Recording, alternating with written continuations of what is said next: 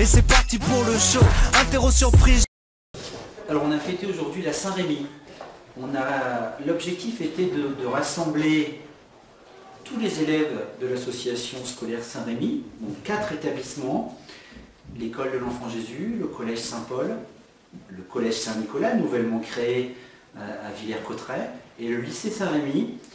En clair, tous les élèves de la maternelle au post-bac, c'est-à-dire de 3 à 24, 25 ans. Donc ce matin, nous avons vécu un temps de rassemblement à la cathédrale, où on a pu découvrir l'histoire de notre école, puisque Saint-Rémy ne s'est pas créé en un jour, ça a mis près de 2 siècles. On a découvert également la vie de Saint-Rémy, qui était évêque de Soissons dans les années 400. Un petit temps de prière avec Monseigneur Giraud, voilà pour le temps fort de la cathédrale. Et on a vécu un grand moment d'émotion avec les petits maternels qui sont venus en fin de célébration nous chanter et nous faire danser. Cet après-midi, nous souhaitions mettre en lumière les talents de nos élèves. Donc chaque élève qui avait une passion est venu nous faire découvrir sa passion. Il y avait le cheval, il y avait du golf, il y avait un élevage d'escargots, il y avait également des temps de rassemblement à travers une cup song qui était un jeu de percussion. On a fait ça, on devait être à peu près 300 je pense à le faire. On a eu du sport, on a eu du BMX, on a eu de la trottinette, on a eu du poney, on a eu tout ce que nos élèves vivent en dehors de l'établissement. On a fait ça de 2h à 4h cet après-midi. Là, au moment où je vous parle, tout le monde rentre sur les sites. Et moi, je suis très très content d'avoir vécu cette journée, à la fois riche en émotions, en découvertes, puisqu'on a vu nos élèves dans un autre contexte.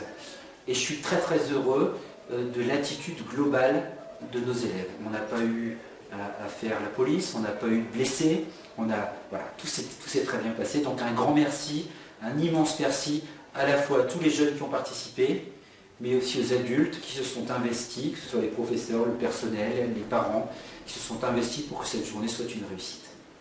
Voilà.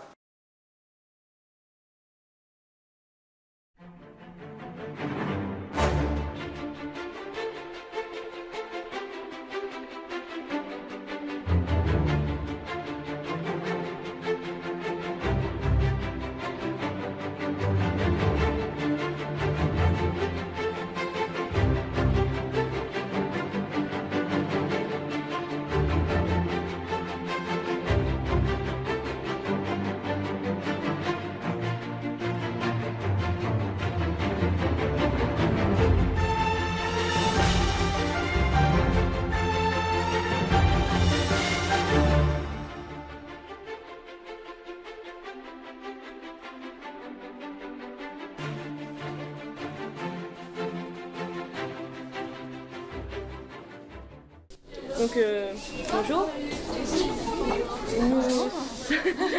nous sommes à l'atelier lecture et dessin, donc en compagnie de Christine et Aurélie. Voilà, donc on va vous poser quelques questions. Donc la première, comment vous êtes venue cette passion de lire, etc. Je sais pas vraiment comment expliquer. Vous lisez vraiment beaucoup? Vous aimez vraiment Alors, moi, j'ai pas commencé à lire tout de suite. C'est vers 13 ans que j'ai eu un déclic. Donc, j'ai commencé à lire un peu, beaucoup. Et puis, maintenant, je peux terminer un livre alors que je l'ai commencé le matin et le terminer au soir. C'est vraiment une puissante passion alors. Voilà. Et ça fait depuis un moment que j'écris aussi et j'essaye de terminer un livre pour pouvoir devenir écrivain. Vous écrivez aussi des livres? Oui. Et tu comptes devenir écrivain? Oui. Ah oui. Et toi, Sixtine? Moi, lire, c'est ma passion parce que dès que j'ai quelque chose à faire, je lis. Ça fait depuis que je suis... même quand j'étais petite, je commençais déjà à lire. Tu comptes devenir écrivaine comme ton amie Laurine ou Non, mais j'écris parfois des petits romans. récupère pas les livres. D'accord. Tu as lu tous les livres sur ta table? Pas tous, mais la plupart. Ah, oui. J'en ai lu un. Il y a vraiment de très nombreux livres, y compris Narnia et compagnie. Ah, ils sont assez gros en plus. Vous pouvez, est-ce que quelqu'un vous a incité à lire? C'est vos parents qui vous ont demandé un jour de lire et tac, l'amour de la lecture est venu Moi, c'était pendant les vacances. Je m'ennuyais chez moi. J'ai vu Robinson Crusoe qui était posé sur la bibliothèque. Je l'ai pris, je l'ai lu. Et à partir de là, une semaine plus tard, j'étais à la librairie acheter des livres. C'est vraiment quelque chose qui est venu, hop, on y croit. Bon, Moi, c'est venu petit à petit, mais c'est pas vraiment mes parents qui m'ont poussé parce que. oui, ils peuvent pas comprendre cet amour, la lecture que... Enfin, si ils comprennent, mais on va dire que c'est pareil. Avant, ils lisaient pas tout le temps, mais moi aussi, pendant tout le temps. Bon, bah merci, on a posé toutes nos questions. C'est fini.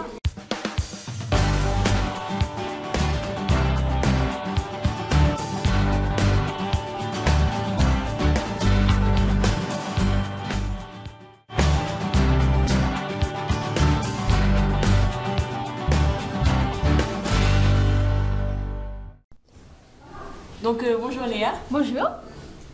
On va te poser une série de questions sur ta passion.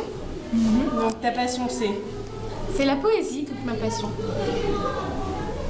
Donc, pourquoi est-ce que tu aimes la poésie?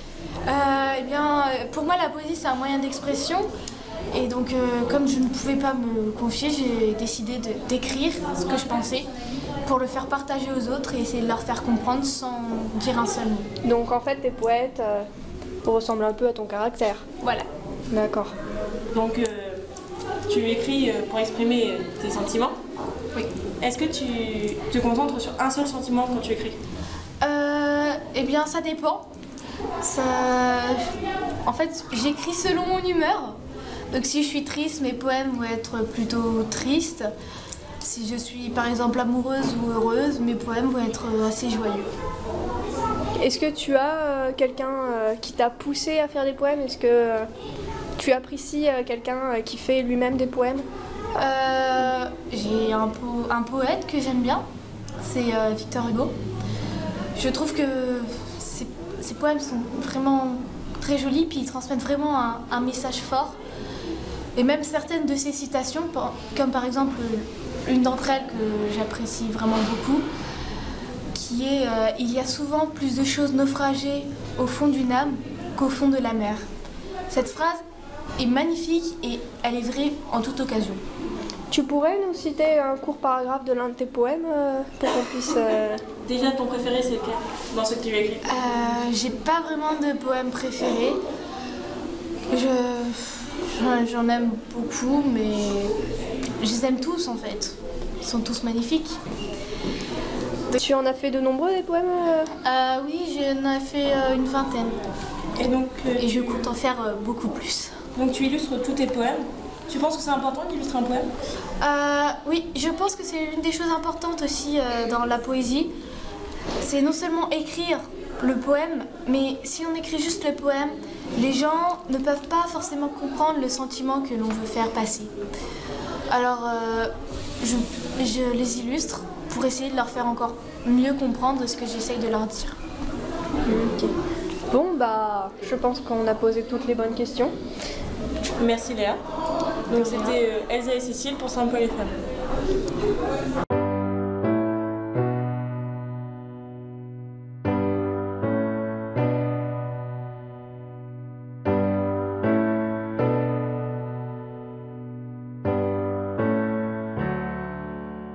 Bonjour.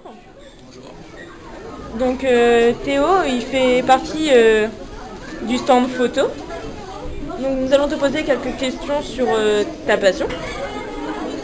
Donc déjà, pourquoi cette passion? Pourquoi la passion des photographes? Il y a une chose, mon père en faisait. J'en ai fait un peu et tout de suite ça m'a plu de pouvoir créer des photos, on peut vraiment faire beaucoup de choses avec ça. C'est-à-dire que tu as souvent ton appareil en photo en main et dès que tu vois quelque chose, des fois tu prends une photo comme ça. Oui, souvent, donc beaucoup d'occasions sont bonnes à faire une photo, ça. Mais et non. après on peut en créer totalement en jouant sur la lumière. Mais dans quel but tu prends des photos? Il y en a qui dessinent, moi je prends des photos. Enfin, c'est une passion. C'est une passion. Et donc une photo, quand tu changes la lumière, elle va être totalement différente, même si c'est le même lieu. Oui, si on change la lumière, si on prend à midi où le soleil il est pile en face, ou je sais pas, 6 heures quand il se couche. Par exemple sur Saint-Jean-des-Mines, j'ai déjà pris des photos, midi elle est pas si belle que ça, c'est Saint-Jean-des-Mines tel qu'on la connaît, mais dès qu'on commence à être le soir et tout, on a des reflets. C'est encore plus fort sur la cathédrale, sur Strasbourg par exemple. Donc derrière toi on voit des photos, Oui. donc elles ont été prises... Divers endroits, Mont-Saint-Michel, ça c'est le genre de choses qu'on peut faire avec l'appareil photo, c'est vraiment créer, suivant l'exposition, le temps d'exposition de la photo, on peut avoir les traînées des feux d'artifice. Là, on peut aussi créer en prenant plusieurs photos avec des luminosités différentes, et suivant ça on prend le meilleur de chaque photo et on peut créer des images comme ça. Donc voilà,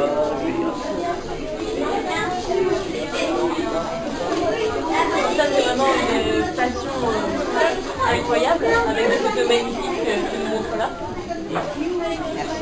Donc voilà, là par exemple j'ai joué sur la lumière pour avoir plus de reflets sur les champs. Il faut aussi parfois savoir attendre pour la photo. Pour cet animal-là, j'ai dû attendre un bon quart d'heure pour l'avoir dans le cadre. Pour être un sujet vraiment beaucoup de passion. Qu'est-ce que tu conseillerais aux gens qui veulent se lancer dans la photographie? Souvent savoir dessiner, on va dire qu'on peut jouer avec ça, aimer déjà, ça. Et si on prend une photo comme ça pour faire un Oui, voilà, tout le monde peut faire de la photographie. Enfin, tout le monde peut faire de la photo. Après, il y a certaines personnes qui font de la photographie, de faire un certain. Est-ce que tu peux expliquer quelque chose de la photo? Et la photo, pour moi, la photo, c'est plus les personnes qui immortalisent un moment, qui ne cherchent pas plus que ça. La photographie, c'est quand on cherche vraiment à avoir un résultat. Par exemple, là, ces différentes photos-là, je les ai superposées pour avoir celle-ci. Celle-ci, c'est le résultat de celle-ci, plus celle-ci, plus celle-ci. Et donc, on peut vraiment jouer avec les lumières et retoucher pour avoir ce qu'on veut exactement. D'accord. Bon, bah, je te remercie pour le temps que De rien. tu nous as fait. C'était Elsa et Cécile pour la radio Saint-Paul FM.